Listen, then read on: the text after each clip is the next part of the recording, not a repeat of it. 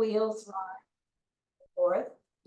And we have a van already reserved that's going to take us to the farmers market. Now I've got several people who have expressed interest already, but if you we're going to stay at we're going to meet here at noon, get to the farmers market by 12:30 and stay for an hour, and then come back on the van, and then people can get their rides ready for 2 o'clock if you can be exact, or if you want to make it 2:30 just to be on the safe side. I have everybody's name who's expressed an interest written down so far, along with your telephone number. So anybody else who might be interested in coming, or if you want to verify and confirm with me that you're coming, if you're bringing someone with you, if you want to meet there instead of go on the van, that's permissible too. We decided we would meet in front of Critchfield's if you don't want to take the van. But we have volunteers coming, and I think the van would be a nice way to go out there and get set up with a volunteer and have a chance that I can explain to the volunteers what we're asking them to do to help shopping, because shopping at a farmer's market or anywhere can be a challenge. And I've been advised by a young lady who is visually impaired and goes there quite often, what she appreciates from the people who assist her. So I think it's going to be a good outing, and I hope as many of you as possible decide to participate.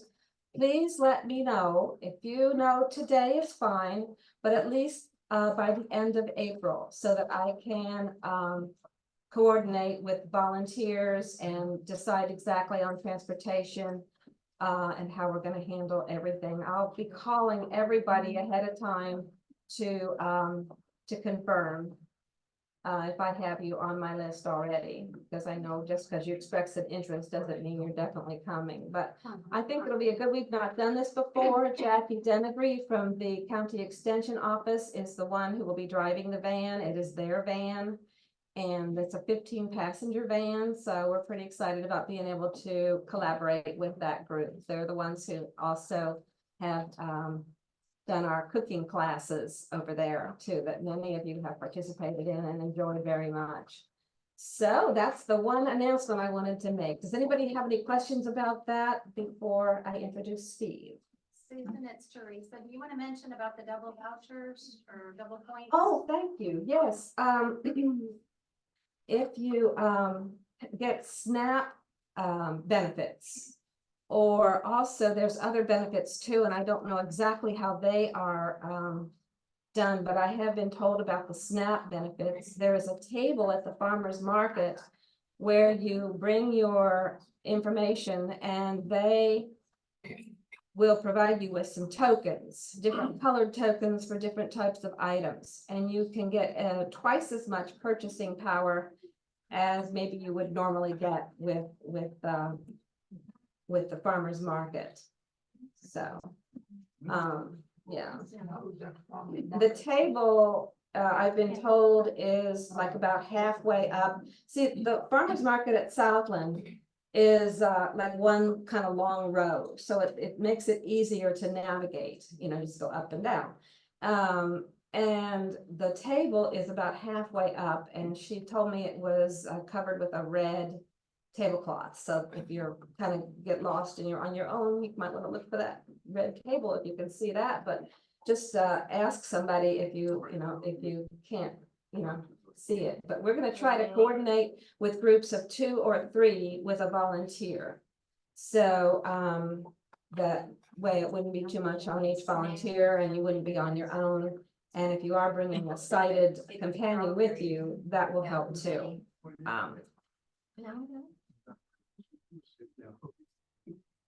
Okay.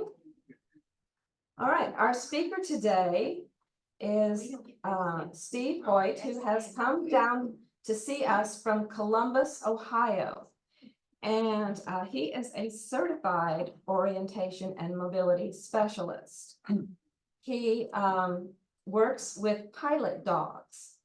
But, well, Pilot Dogs is the name of the organization that provides dog guides for those with low vision or blindness. But Steve is actually head of the orientation and mobility program, which involves using your white cane techniques. The training takes place there. It's a 2-week training and involves, navigating sidewalks, places where there are no sidewalks, sighted guide techniques, and so forth. So he's going to be talking to us about that whole program, a 2-week program. See, he got his master's degree in orientation and mobility from Western Michigan University.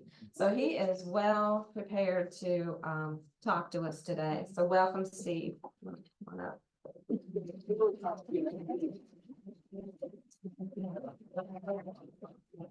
You want to use this here? Okay.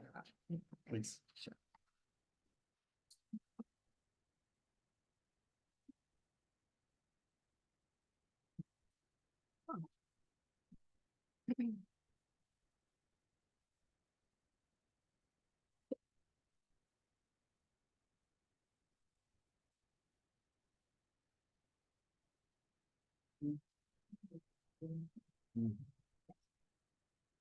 Good afternoon, everybody. Thank you, Susan and the Bluegrass Council for the Blind for having me come and speak about our services at Pilot. I'm hitting the mic, sorry. I'm not supposed to. There's only, I could be wrong, I know Kelly, but only 3 programs in the United States, dog guide programs, that have orientation mobility. Everybody know who they are? Yes, Leader Dog started the program. Wonderful. Kelly, Erica Erkey. Yes, wonderful. They started I think 2000. I could be wrong, but they have a wonderful week program, intense program for O&M that does a great job. And I think there's 2 more. One more beside us that we just started. And I'll tell you the history of what. Guide Dogs for the Blind. Guide Dogs for Blind. That's correct. And you have to get a dog through their program to go through the O&M course at Guide Dogs for Blind. Steve, I think yes. the Seeing Eye is talking about starting one as well. Yeah, I like to see all the guide dog schools start O&M because of the shortage of instructors, people retiring, blindness going up in America. So I think all the schools, in my opinion, I think they all need to have one. Like I said, I went to Western Michigan, got my master's. Columbus had a program called the Vision Center that went out of business. And I approached my boss and said, I'm at conferences across the United States and people can't get services. When I talk to people, 2 hours, 3 hours, 4 hours, sometimes no outdoor training, which kind of shocked me. So I approached my boss. He said, go for it. So I went to Western, got my master's, and we started the program in 2015 in the summer. And we've done over 103 since. I did 23 last year. The year before I did 25. And the application process for the O&M is separate from the guide dog application. Our school, you do not even have to come and want to get a dog to go through our program. You just want to use your cane. The application includes a medical report. If you're able to do your ADLs, and everybody knows what that is, correct? Bathing, dressing, eating, using the bathroom. An eye report that you're legally blind, and that does not have to be from your ophthalmologist. It can be an optometrist to be legally blind. And we also do a background check.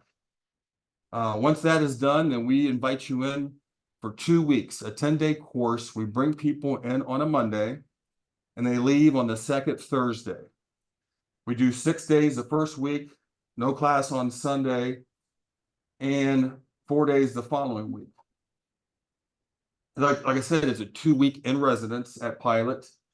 All the meals are provided for. We have bottled water, my favorite, coffee. I have a cup of coffee up here. Thank you, Susan. Soda, snacks, everything is at no charge. The rooms have a queen-size bed, a mini refrigerator, a TV, chest of drawers, a wardrobe to hang up clothes, and of course, a bathroom shower. Our services provide people not only in Ohio, but all across the United States for O&M. I was fortunate to have students from Ukraine. One was a colonel and one was a soldier in special forces. And they both had no vision because of what happened to them with bombs. Another student I got to train with, we had to bring an interpreter in. Pashto language. Anybody know where that country could be? Afghanistan. And it was an improvised explosive device, IED, a homemade bomb that cost him his sight. And I got to train with him. So we serve people all across the United States and the world at no cost. And like I said, the history, we wanted to start this program because people can't get services.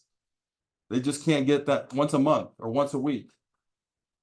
So we are trying to increase our program. I did talk to my boss. If we're getting a waiting list, I would like to hire a second orientation mobility specialist at Pilot. So it's really, because I'm getting older, and I think it's a wonderful program that people can come there. We do offer a dog walk, but we don't force it on anybody. Some people, I've had a couple classes ago that did not want to walk with a dog, and we don't force it on someone. Okay. I never forget some of my, well, I could talk forever about the students who have changed my life. One had a little bit of vision, and we decided to use the blindfold to go around our block. And of course, the person wouldn't have made it without my assistance. She got back to the gate and said, "That Steve, that was ugly." She said, I said, "Let's try again tomorrow." She did, and did it independently around the block, but not only 4, but 6 blocks without any assistance. One of the stories at the mall, one of my favorite stories is going to the mall. We do escalator, elevator, ascending, descending stairs with our students. And then we have two or three in a class only, and they have to stay together. There are 2 rules that I give them. They can't have someone take them human guide to the destination in the store, and they can't follow someone to go to that store. So they have to get specific instructions from the general public, not me. And I remember 2 guys about maybe 4 or 5 classes ago, both of them had no usable vision, and they heard footsteps go by them, and it was a family of 5. And they asked for specific instructions. I can't remember the store. It might have been JCPenney in the mall or something like that. I don't remember. And of course, the whole family pointed and said, "Over there." The guy says, "Boy, I sure hope you're not pointing because I can't see a lick." So he did get specific instructions and did make it to the destination. Another joy for me in training is on the first Saturday, we do make training fun. I have to wear the blindfold on Saturday after students have been there a week, and they have to show me the building. And that means they've learned it. And of course, I have an accent. I won't do it today, but I'm from Tennessee, Murfreesboro, and I have a cane and a blindfold, and the students have to show me the school, which is great. There is no cost for this service. We provide round trip transportation, the room and board, the meals, the snacks, everything at no cost. Our location, we're a mile west of downtown Columbus, so we can ride a bus, go to 8 lanes of traffic and cross them. We do about 3 or 4 lessons a day. The O&M class will have, I heard someone say scary it is. I just did it. 4 times a year, I still go downtown under blindfold because if I can't do it, I shouldn't be teaching it. That's how I feel as an instructor. Sometimes there may be a guide dog class going on at the same time, and that's okay. So it may be 1 student, not 3 students, okay?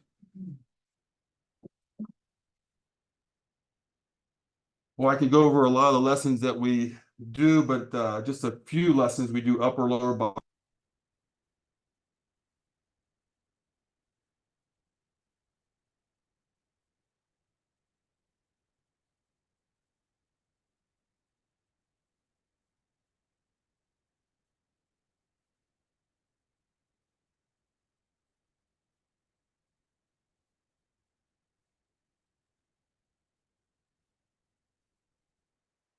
What is sidewalk recovery? What is street view recovery? GPS training. What is that? Going on to high risk intersections, which I'm not a fond of. I did cross one of these in Kalamazoo because I volunteered, but I knew my instructor wouldn't let me get run over, but roundabouts. Pork chop islands with slip lanes. And we ask people if they can do a 4, 6, 8 block route or 10 block route independently without any assistance. And we do no sidewalk training. We talk about, we go to intersections. What is an APS? Anybody know what that is? An accessible? Oh. The button that you push on the side of the road. I heard a button on the side of the road. Is that? That button you push on that pole. Accessible signal? Accessible pedestrian signal. Signal. Yep. Making beep 1 per second. That's called a locator tone. Beep, beep, beep. That button. The button. What is a PHB?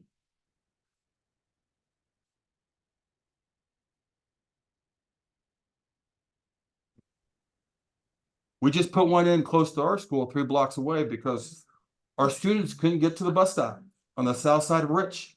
So we had lots of students sign letters to the ADA and to traffic engineer. And we had the news channel come out and interview me. And we finally got one put in. A pedestrian hybrid beacon. It only stops traffic when you push the accessible signal. So it stays dark the whole time. There's, I'm not going to describe it, but there's there's 2 squares at the top like a light, and underneath there's another square. When you push the accessible signal button, the bottom square is flashing yellow. And then several seconds later, the top ones will go red. And that guarantees are supposed to stop traffic, either direction. Supposed to. Yeah, but yeah. So PHB. What about a RRFB? Anybody know what that is?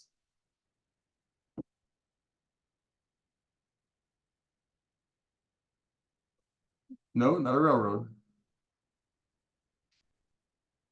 Rectangular rapid flashing beacon. You'll see them sometimes on the top, sometimes on the side that flash. It doesn't guarantee traffic to stop. It just flashes. So it doesn't guarantee it. So we talk about all those things, go to intersections. We try to make training fun at Pilot, and we're trying to increase the numbers because I like to see people get a lot of instruction so they could be safe and independent traveler. Do you think it's more difficult today than it was 30 or 40 years ago for a person with a visual impairment to travel independently? And why or why not? Because everyone's on marijuana. Yes. Great one. More traffic. More traffic. I heard great answers. More people, more traffic. Getting more accessible sidewalks, and you're getting more technology that can help you navigate. Yes. So it's kind of some of both. Some of both.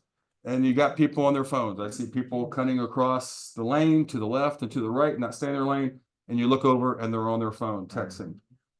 So you see that quite a bit. And you see the technology. Everybody knows we have how many instructors in here? 2, 3? Mobility specialists. Not TBIs, but We have 2 O&Ms and 1 intern. one intern. All right. Yeah. And with the Western? Western, UK. UK. UK. All right. That's okay. That's bad. I was gonna tease a joke. I would say, this is cardinal territory, right? No. I'm teasing. I better, well, okay, I'll go back. Not that. How do you get a Louisville Cardinal off your porch?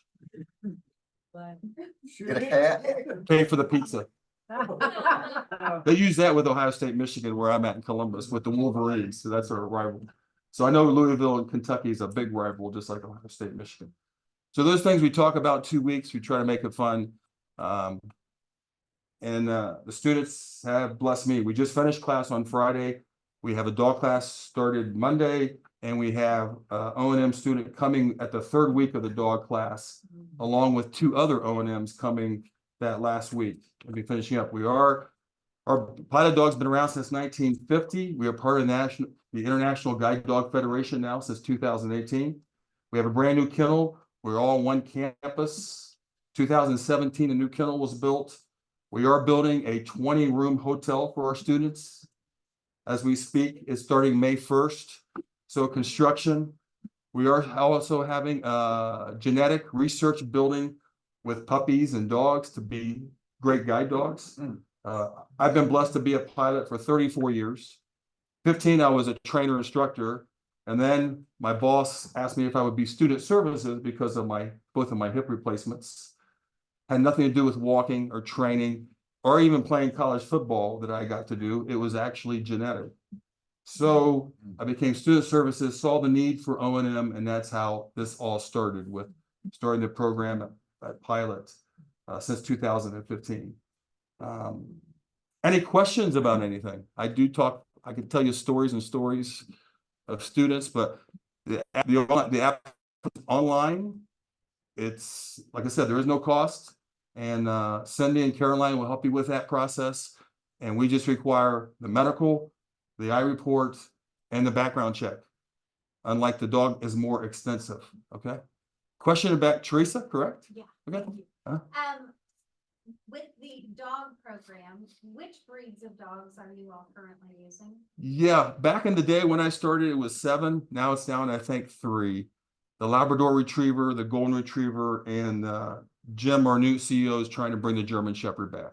Oh. And the standard poodle. But that is up in the air as we speak. The standard poodle. Big ones. Yeah, not the tiny ones. So basically labs and goldens. And if you go to every school in America, it's a lab, it's a golden. Few shepherds, the seeing eye will always have the German Shepherd. But there's just the Labrador Retriever is the most popular breed in America of any school. They're great dogs. And it's an 18-day course for the guide dog class, new ones. And I think it's a 2-week course for retrains. Everything's now with food reward. Everything. So. How many people do you have per class? Or how many do you have there at a time for the O&M, and then how many Sure. for the guide dog classes? The guide dog class is about 4, because we have 6 bedrooms currently. Because our west wing's not being used. We had 2 wings, east wing, west wing. The O&M class will range from anywhere from 2 to 3, and we can stick a person O&M with the dog class, and that would just be 1 person. So the dog classes, we're trying to build that up since COVID. It was way down, and now it's starting to be back up. But the O&M program has taken off. The last 2 years, I've done almost 50. So been great. Yes, in the back, Susan. How long is your waiting list? Right now, the waiting list, I got classes through June. It's not long at all. If they get their application complete, and then Caroline tells me, yes, she asked me if the person with their ADLs and the medical and the eye report, and then she'll ask me if it's okay to do a background check. Once that cleared, we start to bring people in. So it's not that long. But like I said, we serve people all across the United States. And a lot of people don't even know about our program. That it's free. It does not cost anything. If someone brings you by car, we will reimburse for gas. And all the meals and snacks. Of course, coffee's my favorite. Some of my wife knows I'm sick, but I don't drink it. But everything is no cost. Yes, in the front. I don't know your name. Charles. Charles. Yeah. Who does your background check? That's a good. I don't know who does that. I don't know if it's the sheriff or FBI. I don't know. I know Caroline and Cindy takes care of that, so I don't know who does that. Well, I know over at UK, the state police does that for all their employees over there. Yeah, but it's depending on the state. I'm sure it's not ours as national, because we've had people from Texas and New York and Florida and Georgia, Tennessee. I'm thinking of the state, Kentucky. That people for O&M, a lot from Ohio, of course. So all over the United States they come, and the world, which has been neat for me. Guide dogs were only serving the United States and guide dogs right now until we increase our program. Before we would do the world, O&M, we'll bring an interpreter in, like I said, if we need to. And those soldiers were really a blessing to me. Yes, When you think of bringing an interpreter in, is that? English. Okay. So they as a can- Physical person, you're not using a language line? correct, physical person. So we can be on the same game plan. Mhm. Oh, up in front, sir. I don't know. You. Brad. Are you allowed to bring like a spouse or that can see? No, Okay. no. Kind of Sorry. defeats the purpose. Yep. It beats, yeah. It's that independence. I pray she won't pick me up. She will be- We had, in my last class, they wanted to bring the cook home with them. So, and all three and all three, and if I had to say 50% of over 106 students I've done in 8 years, 50% have been no usable vision and 50% have had some usable vision. So it's been 50-50 down the board. Question 2, I don't know who that is with the hat. Yes, If you go through the training program, do you have to stay or can you drive back and forth each day? that's the advantage of our program. People do not have to stay if they're from Central Ohio. So we've had people, we had a mom that had a 2 and 3-year-old. Of course, she wanted to go home every night. So her husband picked her up. Kids at home, so I would need to go back and forth. How many hours a day do you have to commit, like, each day? Normally it's like 8 to 4. Okay, But you live here, Georgetown, well, but you know where we're located at? Cincinnati, No. or Columbus, Ohio. Columbus, Ohio. That would be a long, That's three. yeah, Now, yeah, 3-hour drive. that would be long. I mean, people do not have to stay for the O&M program. They get picked up each night. They don't have to. I have a question, Dwayne. Yeah. What's the best time of the year, season? I lived in California for 30 years. You want to come in January? You want to come in January? No. February, January. I'm teasing.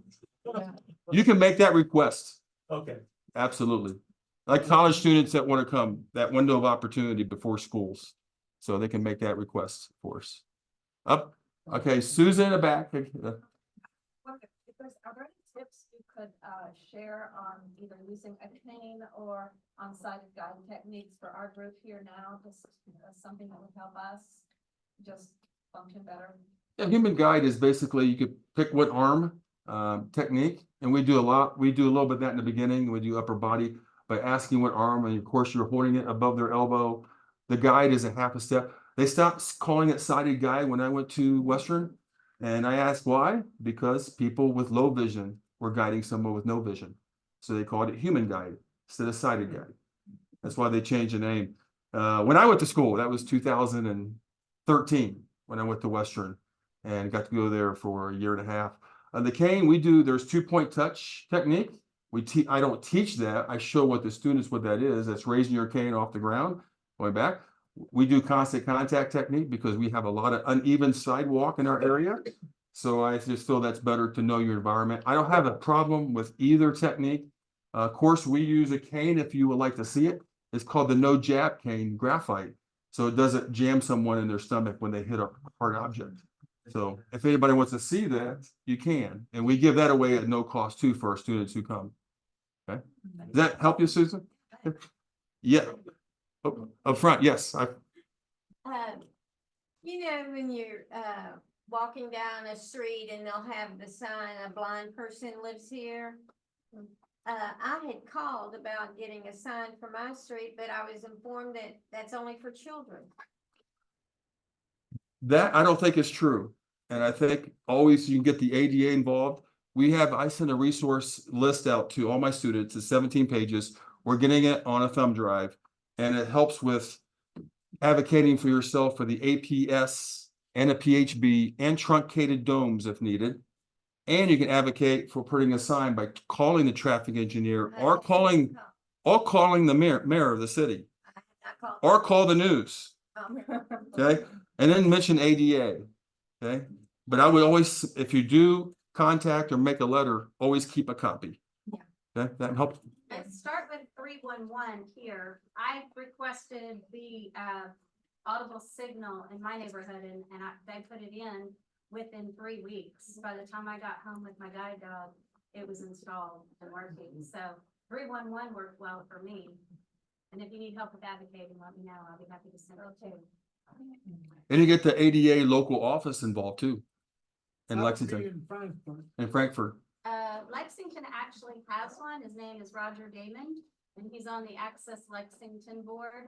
And I can give you his contact information if anybody needs it. Okay, great. Question of way in the back.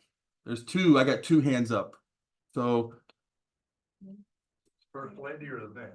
go ahead and mention it. I don't know their names. I don't, just say woman or man. Janice, go ahead. Yes. If you had O&M training at another location, do you advise us to switch in to come in for training to your location as a refresher course or as a new student? That's entirely up to you. We have taken people from other schools that went to the Leader Dog program and also with the GDB program. That's entirely up to you. We don't force it on someone. We just want to help people. But you don't turn people away if they've been somewhere else. Correct, we do not. Okay, back in the way back. Is that Reverend Bill. Yes, I would like to ask you about, what does it cost to train a dog and what does it cost for the person to be, for the price? the training when I started was around $10,000 to $15,000. I can't say that today.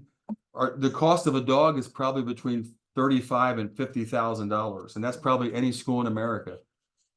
It does not cost, if they qualify for the program, it does not cost the person nothing to come to the school to get a guide dog. Same with the O&M program. Okay. I've even heard, this is Kelly, I've I- even heard back in the day that all the training, all the expertise and all the time that goes into the dog, that there's like $70,000 worth of training in that one dog. That's about And it. that's why they're so, The application process. the application process is so, what's the word? Intense. It's intense. Intense. Yeah, and there's a video process with the guide dog application. I think that's every school in America now. I've been to about 6 of them. They're all great, 6 or 7 schools. Do you ever have people apply and then realize that they should have gone through the accelerated mobility program? Or that they don't have the mobility skills yet and then recommend? No, the program? Caroline and Cindy catch that first. If they've had no O&M, they'll say it's caught before. They'll say, do it in your hometown. Or you can come here at Pilot for 2 weeks. And we'll get like 25 to 30 hours of instruction in 2 weeks. And do you guys work with individuals who are deafblind? We do not. I know Leader Dog is an expert in that field. I know a little bit of sign, but Leader Dog, they have had a great with Keith McGregor. Is that right? McGregor? I'm not. But they were the expert in the field. Leader was with, and I've been to their school when they had a deaf blind program going on. It's impressive. Yeah, I think they still are. I just didn't know. if There's you an guys- expert. We've done a little bit. Interpreters, I didn't know how far we went. Yeah. with interpreters. We could, if we need to, we would bring an interpreter Okay. for, So- ASL if we need to. But Leader Dog is an expert in that field, I feel. Nice. Yeah, Teresa. Do you offer any GPS training or GPS devices like the Victor Track or anything with your O&M? We do not, but we do go over GPS devices like Lazarillo. My Soundscape doesn't anymore. I was using that, but we definitely go over GPS. If we bring our own, would you incorporate that in the training? Absolutely. And for the guide dogs, once someone departs with their dog, what kind of follow-up supports do you offer as far as sending someone out to help them in their home? And also, is there any assistance for, like, when I was in guide dog school, the British class, there was 4 gentlemen from London that came over, and their guide dog school over there pays for all of their medical for their dog and all their food. But from what I understand, the US agencies do not do that. Do you all offer any kind of financial support? Yeah, we've changed. Yeah, we pay for the vet stuff now for every graduate. Yeah. Okay. And we help with other stuff too. Follow up, since I'm not involved with the dogs anymore, but I know they want to encourage the students to call, and they probably call once a month, maybe. I'm not sure of the follow-up because I'm not in the dog program anymore. Okay. And if they have field services, We do not have field services. No, we do not. But we'll bring someone back or send a trainer to their area if there is a problem, like at an intersection. Okay. Kelly.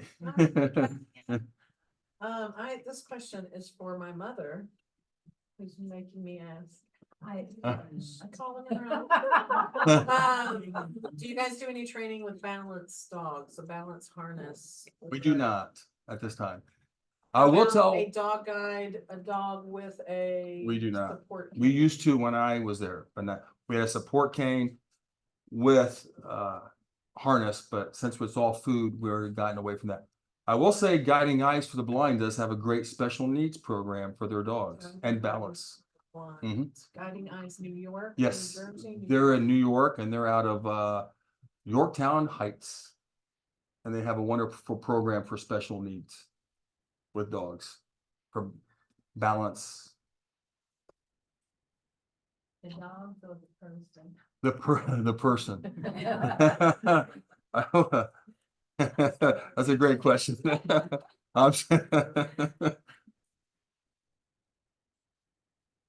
Do you guys work with dogs in wheelchairs, or would that be a Guiding Eyes as well? Guiding Eyes. One time Guide Dogs for Blind was doing it. I don't know if they are. Yeah. I don't know if they're still doing the wheelchair person with a guide dog. At one time they were. I think there's very few schools that do that. Just no, so specialized. Yeah. Yeah. Very. No. Thank you very much. Any other questions? Because about anything about our program? 2 weeks, you're on campus. We have residential in our area. Of course, we're a mile west of downtown Columbus. And stop signs, lots of traffic lights. But we try to make training enjoyable. How stressful it can be with someone without vision. For my partials, I did forget to mention this. For all the partials I've had over the 9 years, every single one's been willing to wear the sleep shade because they want to increase their auditory skills, increase their independence, because they may lose their vision in the future. So every single one's been willing to do that. And all my students, they have been a blessing to me because they've tried their best. The hardest students I've worked with, I don't know if Kelly and who's the other instructor? Joanne. Yeah. The hardest students for me personally I've worked with is those who have TBI, traumatic brain injury, trying to learn the building. And one of my first students in my first year was a person with Parkinson's, and that was challenging, the shaking all the time. So those have been my biggest challenge. I think the TBI for me, not be able to have good orientation skills or be able to cognitively, can't say it right, cognitively map a building was very hard and difficult because of the TBI. So those were probably my most challenging, but they worked hard and even showed me the building under blindfold on a Saturday. So that was a blessing. So. Okay. What's the name of your website? Pardon me? The website? Oh, where you yeah, can sorry. find- Yeah. www.pilotdogs.org. Okay. Like I said, everything is no cost. If you want to come from here, you could do a Greyhound, or if you have someone bring you, like I said, we reimburse for the gas there and back, the Pilot. Okay. But no, thanks, Susan. Thank you for letting me come. I was passing through and I called. Great to see Kelly. And who's the other instructor? Joanne. Joanne. I don't know if I met Kelly before at Yeah. Couple times. a couple times. Yeah. Pilot, yeah. Well, No, I'm an orientation and mobility specialist in the around the Lexington area. So I work in 5 different school districts. Linda Stewart and Rod Stewart here are my parents. And I brought a student. Yes, I know Jennifer Ward. Yep. She's still. I'd say she works with a lot of you guys. Yeah. Yeah. She's line instructor. Yes. She's, I don't know how she does it, but she's still out there serving Kentucky, the whole state. I got 2 questions. So in the back. I'm Richard. Hi, Richard. You mentioned, several times that you reimbursed gas, but could you provide a little more clarification about what you mean by that? So could somebody take an Uber up there, or would they have to pay somebody gas money? No, Is it mileage? it's mileage. That's my. I'm sorry. Yes, thank you, Rich. It's mileage, gas mileage. I figured, but I Yep. wanted to make sure. it was Yep. clear. It's gas mileage. And we, like I said, we fly people all across the United States and Greyhound, of course. Okay. Okay, yeah. And Lisa, Lisa. what's the class size for a student doing the accelerated O&M program? 2 to 3. I've had 4, but I like to get 25 to 30 hours. 3's perfect because the one's out on a lesson, the other 2 are talking. But Okay. anywhere from 2 to 3 people. If there's a dog guide class going on at the same time, we'll just bring one person in with a cane. So one instructor for 3 people at the same time? No. Out on a lesson together? Only when I'm at the mall. Oh, okay, All the other time it's individual. So, thank you. What are your age? We'll take- restrictions or requirements? we'll take probably someone junior, over high school, up to 90. Graduated from Yeah, high school? Graduated from high school and Cause I know to get a dog, 16. is the 16, minimum 18, age. yeah. So I have my young man here, 16, just turned happy birthday. He's interested in getting a dog before he graduates high school. And we've talked about how normally you wait You until wait till- after you graduate and get a year of whatever under your belt. I would recommend that. So that's why I was wondering what, in case he does decide to go before that, if you guys had age requirements. Junior, senior, but I would say the wait list I've heard is 2 years with a dog right now, Oh, for a dog? for a dog. Not for the O&M part, Okay. but for the guide dog. So I would, yeah, Teresa, I was just gonna say that Leader Dogs has a summer program. It's 14, 16, and 17 years old. It'll be this June or July. If he's interested, it's orientation and mobility. They do get offered the dog walk through that program, but it's just for 16 and 17-year-olds. I didn't know if you knew about that, but you could reach out to Leader Dogs and Yeah. see if he could still apply for that this summer or next summer. 'Cause if he's 16 now and he's 17 next year, he could apply next year. Yeah. It's a great introduction to orientation and mobility and dog guides in general. it's a And great, it's a great way to just meet other kids. yeah, like Teresa said, it's a great program. I was up there for it, but had to leave early because of my daughter's migraines. But it's a great program. They do the camp. And GDB does a camp as well. When we do this 20-room hotel down the road when it's finished, I would like to start a camp for 15, 16, 17-year-olds down the road when we get the construction all done. Do you have an estimated end date for that? I don't think so, Teresa. Hard to gauge. Hard to gauge that with all the construction going, starting May 1st. That's next Wednesday, week from today. Yeah. I didn't hear you, but did you say, your orientation and mobility included,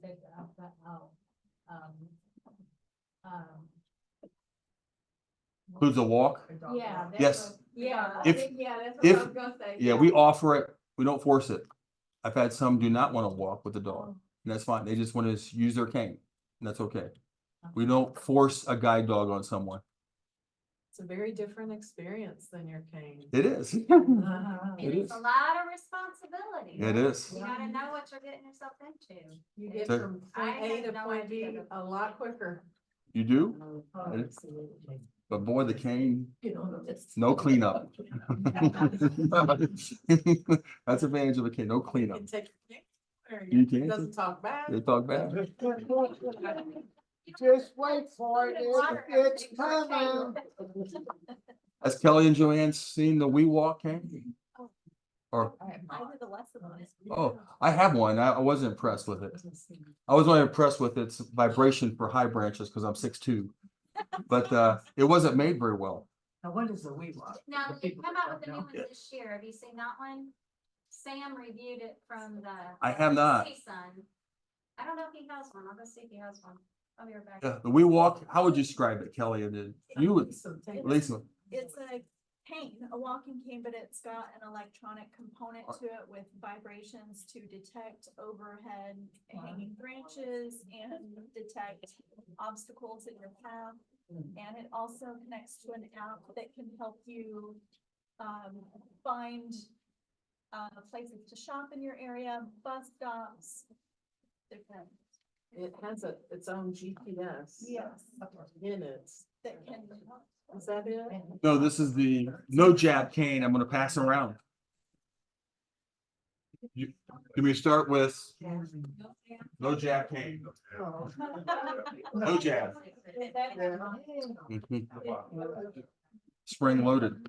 Oh, yeah, well, I got it on. Kind of tips on the no jab. Oh. You can have, it's a marshmallow rollerball tip, That's a big. interchangeable. Is it like a small? I do have one. On the telescope?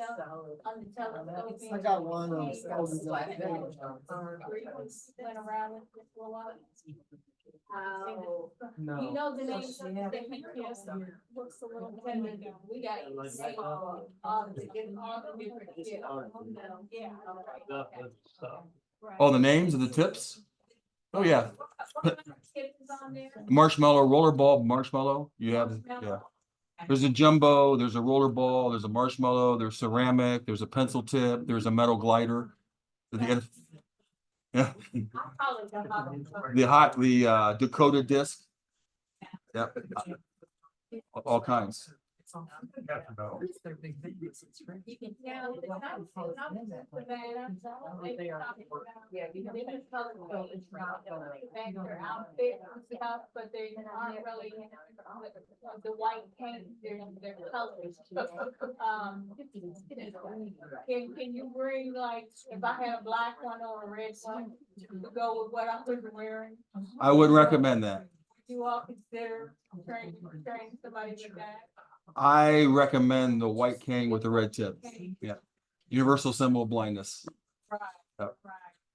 Well, they, Yeah. Yes, with low vision or no vision. Yeah.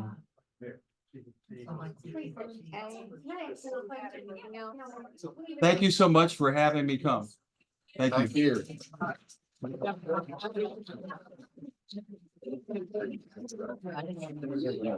Okay, if you'll just stay in the room for a minute, I just got a short two question survey I'd like to do right now, and this is for all of you, whether you are a blind or visually impaired person, or whether you're a helper or a family member of someone.